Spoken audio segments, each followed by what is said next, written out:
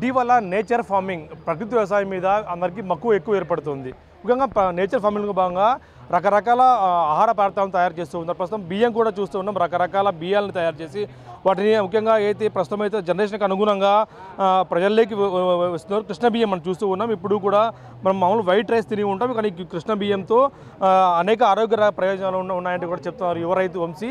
అయితే మనకు ప్రస్తుతం చూస్తూ ఉన్నాం కృష్ణ బియ్యం, నవారా, అలాగే చిట్టి ముత్యాలు, అలాగే ఊదలు, అండు కొర్రలు రకరకాలవన్నీ పండించి యువతకు ఆదర్శంగా నిలుస్తున్నాడు యువ రైతు మోహన్ వంశీ అనే ఒక విద్యార్థి. అతను డిగ్రీ పూర్తి చేసుకున్న వెంటనే ఒక ఫార్మింగ్కి ఇష్టంతో ఫార్మింగ్లోకి ఎంటర్ అయ్యి ఒక చిన్నపాటి తనకున్న పొలంలోనే రకరకాలన్నీ వడ్లు ధాన్యాలు పండిస్తూ కూడా 10 మందికి ఆదర్శంగా నిలుస్తున్నారు. ప్రస్తుతం మనం మాట్లాడే ప్రయత్నిద్దాం, యువ రైతుతో మనం మాట్లాడే ప్రయత్నిద్దాం. వంశీ, చెప్పండి, మీకు ఎందుకు ఈ నేచర్ ఫార్మింగ్ ఆసక్తి పెరిగింది? మాది వ్యవసాయ కుటుంబం. మేము డిగ్రీ పూర్తి చేసేటప్పుడు విజయరామ్ గారి ఇంటర్వ్యూలో అందుకు చూడడం జరిగింది. మాకు వ్యవసాయంలో ఈ రసాయన ఎరువులు అందుకు ఎక్కువ ఉపయోగం చేయడం జరిగింది.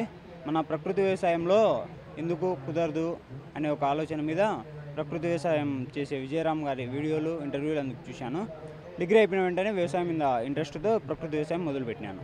మాకుండే నిమ్మ చెట్లలో ప్రకృతి వ్యవసాయం, దాని తర్వాత ఈ దేశవాళీ వెరైటీలు, ఈ నవారా, కృష్ణ బియ్యం, చిట్టి ముత్యాలు, ఇవన్నీ దేశవాళీ వెరైటీలు, అంటే భారతదేశంలో పూర్వం నుంచి ఉండేటివి. దీనివల్ల ఉపయోగాలు ఏంటంటే షుగర్ లెవెల్స్ కంట్రోల్లో పెడతాది. అందుకు ఇవి ఎక్కువ ఉపయోగిస్తారు. వీటి కాస్ట్ ఎలా ఉంటుంది? ఎందుకంటే ఇప్పుడు అంతా ఎక్కువ వైట్ రైస్ తింటూ ఉంటారు. ఆ వైట్ రైస్ షుగర్ ఎక్కువ అవుతుంది, రకరకాల జబ్బులు వస్తున్నాయంటే మనం బయట ప్రచారం జరుగుతుంటుంది. వీటి తింటే ఆ ఎఫెక్ట్ తగ్గుతుందా మనకు? పూర్తిగా తగ్గుతుంది. ఎందుకంటే ఇవి దేశవాళీ బియ్యం, దీంట్లో ఎక్కువగా ఫైబర్ కంటెంట్ ఉంటుంది. మామూలుగా మనం బయట దొరికేటని హైబ్రిడ్ రకాలు, దాంట్లో పిండి పదార్థం ఎక్కువ ఉండడం వల్ల అధిక బరువు పెరిగిపోవడము, డయాబెటీస్, ఇది షుగర్ లెవెల్స్ తారుమారు అవ్వడం జరుగుతుంది. ఈ దేశవాళీ బియ్యంలో అయితే కనుక షుగర్ లెవెల్స్ని కంట్రోల్ చేసే ఫైబర్ ఎక్కువ ఉంటుంది. ఒక్కొక్క దానికి ఒక్కొక్క వెరైటీ దేశవాళీ రకాలకు. ఈ చిట్టి ముత్యాలు అయితే సువాసన కలిగి ఉంటుంది. నవారా బియ్యము షుగరు, డయాబెటీసు కంట్రోల్లో పెడతాది. వయసు పెరిగే కొద్ది వచ్చే నొప్పులు ఇవన్నీ నవారా బియ్యంకు పోగొడుతుంది. ఎలా ఎందుకు ఇచ్చిన ఆసక్తి? ఎందుకంటే ఇప్పుడంతా కూడా వ్యవసాయం చేయడానికి యువత ముందుకు రావడం లేదు. అలాంటి టైంలో నువ్వు ఒక వ్యవసాయం చేస్తూ అది కూడా ప్రకృతి వ్యవసాయం ఎందుకు వచ్చిన ఆసక్తి నీకు? అది నాకు వ్యవసాయం మీద ఎక్కువ ఇంట్రెస్ట్ కాబట్టి. మీ ఫ్యామిలీ కూడా వ్యవసాయం ఫ్యామిలీ? వ్యవసాయం ఫ్యామిలీ.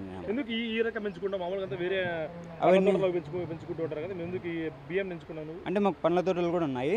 బియ్యం మన ముఖ్య ఆహారం కాబట్టి దీని మీద కూడా కొంచెం ఇంట్రెస్ట్ పెట్టి చేస్తున్నాం. డిమాండ్ ఎలా ఉంది వీటికి ఇప్పుడు? ఎందుకంటే ఎక్కువ అంతా కూడా పెద్ద సిటీస్లో, మెట్రో సిటీలో ఎక్కువ వీటి సేల్ అవుతుంది అన్న వార్తలు వస్తూ ఉన్నాయి బయట. ఎందుకంటే రకరకాల వ్యాధులు నియంత్రిస్తాయి కాబట్టి, షుగరు, బీపీ కంట్రోల్ చేస్తాయి కాబట్టి. ఈ బియ్యం డిమాండ్ ఎలా ఉంది ఇప్పుడు? డిమాండ్ అయితే ప్రస్తుతానికి తక్కువైంది. ఎందుకంటే షుగర్ లెవెల్స్ దీని గురించి విలువ తెలిసిన వాళ్ళైతే ఖచ్చితంగా తీసుకెళ్తారు. దీన్ని తెలియని వాళ్ళకు తెలియజెప్పాలి కాబట్టి కొంచెం డిమాండ్ తక్కువైంది.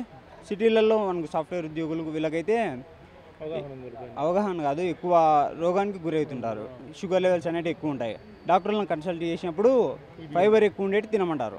మన ఫైబర్ ఎక్కువ ఉండేటి రైస్లలో అయితే ఈ రకాలే కాబట్టి దీనికి ఇప్పుడిప్పుడే కొంచెం ఆదరణ పెరుగుతాయి. ఎలా అనిపిస్తుంది ఇట్లా ప్రకృతి వ్యవసాయం చేయడము? దీంట్లో లాభాలు ఉంటాయా? దీంట్లో లాభాలు అంటే మనం ఆశించకూడదు. అప్పుడే ఫస్ట్ సంవత్సరం అసలు దిగుబడి రాదు.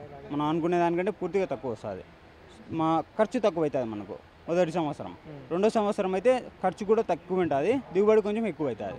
అట్లా చేయగా దిగుబడి పెరుగుతూ వస్తుంటుంది. ఫస్ట్ ఫెయిల్యూర్స్తోనే నేర్చుకోవాలి. ఫస్ట్ మొదట సంవత్సరం దిగుబడి తక్కువ, ఖర్చు ఎక్కువ ఉంటుంది, కానీ దానికి భయపడకుండా దీన్ని సాగు చేస్తే మాత్రం మంచి ఆదరణ ఉంటుంది. ఇప్పుడు మెట్రో సిటీస్లో ఇతర నగరాల్లో కూడా ఈ బియ్యానికి ఆదరణ పెరుగుతుంది కాబట్టి రాబోయే రోజుల్లో ప్రకృతి వ్యవసాయం పెరిగే అవకాశం ఉందంటే కూడా ఎవరైతే వంశీ చెప్తున్న పరిస్థితి ఉంది. వీడియో ప్రసాద్ తోగనే, బిగ్ టీవీ, అనంతపురం నుంచి. For more videos like this, subscribe Big TV channel.